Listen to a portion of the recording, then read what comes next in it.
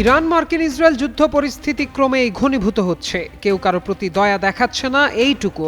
হামলার জবাবে চলছে পাল্টা হামলা, বাড়ছে ক্ষয়ক্ষতি, এমনকি প্রাণহানির সংখ্যা। এবার ইরানের ক্ষেপণাস্ত্র হামলায় ব্যাপক ক্ষয়ক্ষতির মুখে পড়েছে ইসরায়েলের দক্ষিণাঞ্চল। এই হামলায় অন্তত ৮৮ জন আহতকে হাসপাতালে নেওয়া হয়েছে, যাদের মধ্যে ১০ জনের অবস্থা গুরুতর।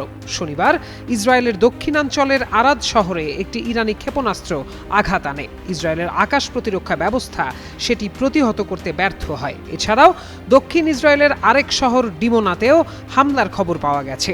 শহরটি একটি গুরুত্বপূর্ণ পারমাণবিক স্থাপনার কাছাকাছি হওয়ায় পরিস্থিতি নিয়ে উদ্বেগ বেড়েছে।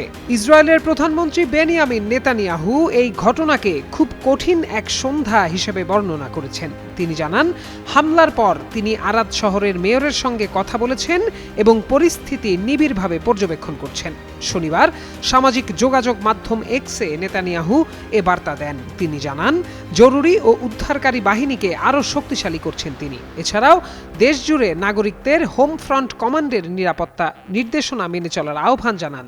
আরও বলেন, সব ফ্রন্টে শত্রুদের বিরুদ্ধে অভিযান চালিয়ে যেতে ইসরায়েল দৃঢ় প্রতিজ্ঞ।